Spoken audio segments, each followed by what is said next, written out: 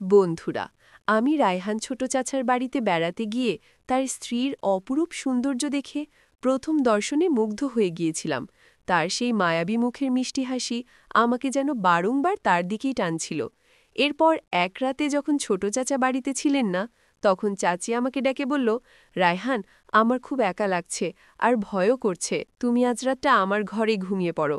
এই কথা শুনে আমি মনে মনে ভীষণ খুশি হয়ে চাচির ঘরে ঘুমোতে গেলাম। কিন্তু মাঝরাতে আমার মনের ভেতরটা কেমন করতে শুরু করে এবং আমি আর নিজেকে সামলাতে না পেরে চাচির পাশে গিয়ে তার চাদরের ওপর দিয়ে আলতো করে হাত বোলাতে লাগলাম। আমি ভেবেছিলাম আমার চাচি হয়তো গভীর ঘুমে আচ্ছন্ন এবং তিনি কিছুই টের পাবেন না। আমার হাত বোলানোর মিনিট দুয়েক পরেই চাচি হঠাৎ চোখ মেলে আমার দিকে তাকালেন। তখন আমি অত্যন্ত ভয় পেয়ে গিয়েছিলাম আর সঙ্গে সঙ্গে দূরে সরে আসি। কিন্তু এরপর চাচি আমাকে যা বললেন তা শুনে আমার পায়ের নিজের মাটি যেন সরে গেল।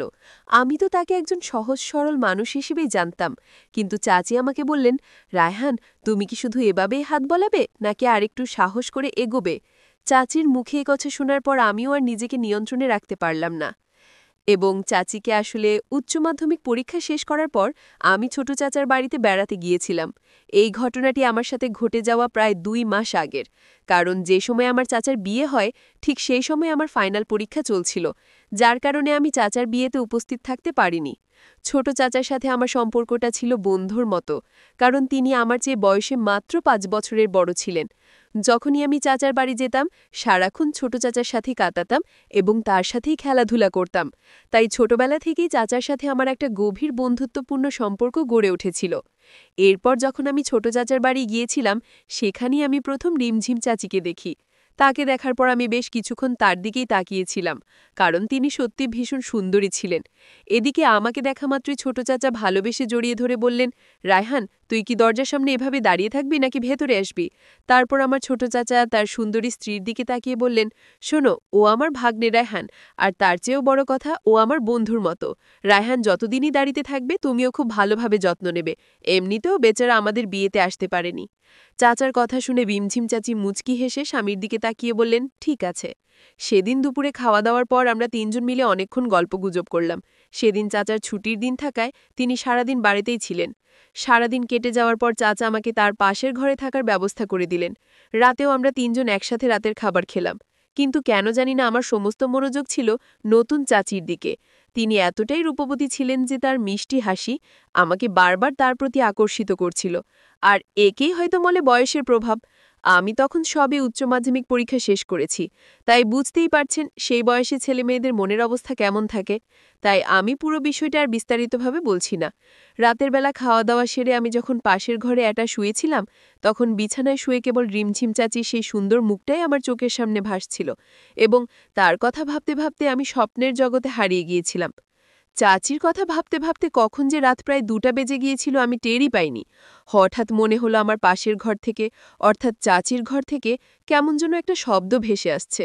সেই শব্দ শুনে আমার মনের ভেতর কৌতূহল আরও বেড়ে গেল, কারণ আমি বুঝতে পারছিলাম ওই শব্দটি চাচিরই ছিল এবং ওটা কিসের শব্দ ছিল তা জানার জন্য আমি অস্থির হয়ে পড়ছিলাম। যখন আমি আর নিজেকে সামলাতে না পেরে খুব সাবধানে নিজের ঘরের দরজা খুলে চাচির ঘরের দরজার ফাঁক দিয়ে ভেতরে সবকিছু দেখার চেষ্টা করলাম। তাদের ঘরের দরজা ভেতর থেকে বন্ধ ছিল, কিন্তু দরজা একটি ছোট্ট ছিদ্র দিয়ে আমি প্রায় আধ ঘন্টা দাঁড়িয়ে চাচার চাচির ব্যক্তিগত মুহূর্তে সাক্ষী হয়েছিলাম। সেই দৃশ্য দেখে আমি একদিকে যেমন মজা পেয়েছিলাম, তেমনি বুঝতে পারছিলাম যে আমি কত বড় ভুল করছি। এজন্যই হয়তো বড়রা বলেন, বয়সের দোষ। এখন বুঝি যে আমি সেদিন অন্যায় করেছিলাম। পরের দিন সকালে যখন আমার চাচি স্নান সেরে ছাদে বসে তার লম্বা চুলগুলো রোদে শুকাচ্ছিলেন, তখন আমিও তার পেছনে পেছনে ছাদে গেলাম। আমি ভেবেছিলাম তার সাথে একটু মজা বা ঠাট্টা করব।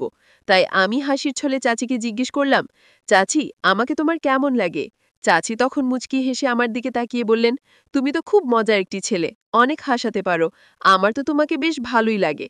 ততদিনে আমার চাচার বাড়িতে থাকা প্রায় ৬ দিন হয়ে গিয়েছিল এবং চাচা বা চাচি কেউই জানতেন না যে আমি প্রতি রাতে তাদের ঘরের দরজার সেই ছিদ্র দিয়ে সবকিছু দেখতাম আর নিজে নিজে মজা নিতাম। এদিকে যতদিন যাচ্ছিল আমার চাচিকে আমার ততই বেশি ভালো লাগতে শুরু করেছিল। তার চুল থেকে শুরু করে পায়ের নখ পর্যন্ত তার সবকিছুই আমার ভালো লাগত। তারা ঘুণক্ষরেও টের পেতেন না যে আমি তাদের দুজনের মধ্যকার ভালোবাসার আদরের মুহূর্তগুলো প্রতিদিন লুকিয়ে লুকিয়ে দেখি। শুধু তাই নয়, আমি সারাদিন আমার চাচিকেই লক্ষ্য করতাম এবং তাকে আমার দেখতে ভীষণ ভালো লাগতো। কিন্তু তিনি তো আমার মনের অনুভূতির কথা কিছুই জানতেন না। চাচিও আমার সাথে অনেক গল্প আর হাসি ঠাট্টা করতেন, কারণ চাচা তো সারাদিন বাড়িতে থাকতেন না, তিনি সন্ধ্যায় বাড়ি ফিরতেন। তাই আমি মনে মনে ভেবেছিলাম এই ১ মাসের মধ্যেই আমি চাচিকে আমার মনের কথা বলে নিজের ইচ্ছাটা পূরণ করব। এভাবেই প্রায় ১০ দিন কেটে যাওয়ার পর একদিন রাতে যখন আমি প্রতিদিনের মতোই চাচির ঘরের দরজা সে ছিদ্র দিয়ে ভেতরের দৃশ্য দেখছিলাম, ঠিক তখনই হঠাৎ করে আমার চাচি দরজা খুলে ফেলেন এবং আমি পালানোর কোনো সুযোগই পাইনি। আমি সরাসরি চাচির চোখের সামনে ধরা পড়ে গেলাম। চাচি আমাকে দেখেই সবকিছু বুঝে গিয়েছিলেন যে আমি মাঝরাতে তাদের দরজার সামনে দাঁড়িয়ে কি করছিলাম। সেদিন রাতে চাচি আমার দিকে ভীষণ রাগী দৃষ্টিতে তাকিয়েছিলেন, কিন্তু আমাকে একটিও কথা বলেননি। আমি তো চাচির সেই চেহারা দেখে লজ্জায় লাল হয়ে গিয়েছিলাম এবং দ্রুত মাথা নিচু করে সেখান থেকে আমার ঘরে চলে এসেছিলাম। আমি সত্যি কল্পনাও করতে পারিনি যে সেদিন হঠাৎ আমার চাচি দরজা খুলে এভাবে আমার মুখোমুখি হবেন। আসলে সেদিনও আমি আগের দিনগুলোর মতোই তাদের ব্যক্তিগত মুহূর্ত দেখার জন্য এবং মজা নেওয়ার জন্য দাঁড়িয়েছিলাম, কিন্তু সেদিন আমি কিছুই দেখতে পাইনি, কারণ তারা দুজনে সেদিন রাতে শুধু গল্প করতেই ব্যস্ত ছিলেন।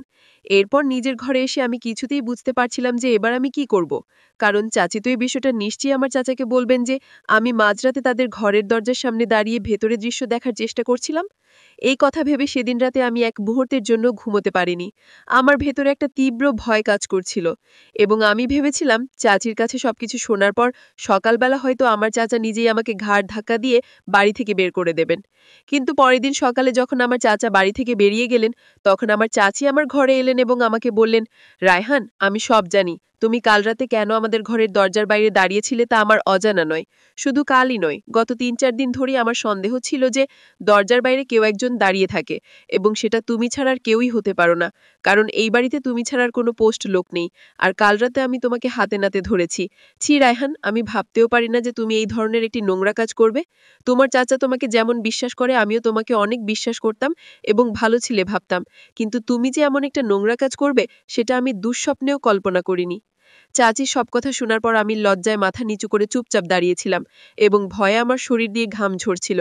আমার চাচির সামনে আরেকটাও কথা বলার সাহস ছিল না, কারণ সত্যি তো আমি অনেক বড় একটা অন্যায় করেছিলাম।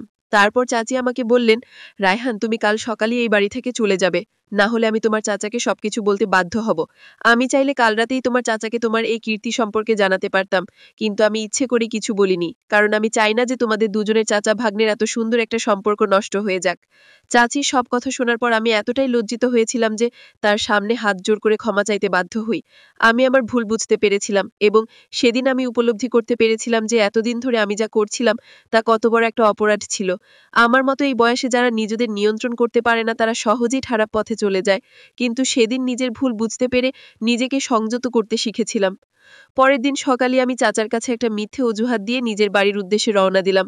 বাড়ি ফিরে আসার পর আমি নিজের ভুলের জন্য এতটাই অনুতপ্ত ছিলাম যে আমি নিজেকে পুরোপুরি পরিবর্তন করে ফেলেছিলাম। এখন আমার নিজের উপর এই কারণেই গর্ব হয় যে আমি সেদিন ভদ্রতা শিখেছিলাম। আমার চাচি যদি আমাকে সেই কথাগুলো না বলতেন তাহলে হয়তো আমি দিন দিন আরো বেশি অভদ্র এবং খারাপ হয়ে যেতাম। বন্ধুরা, আজকের গল্পটি এখানেই শেষ করছি। গল্পে কোনো ভুল ত্রুটি হয়ে থাকলে ক্ষমা করে দেবেন।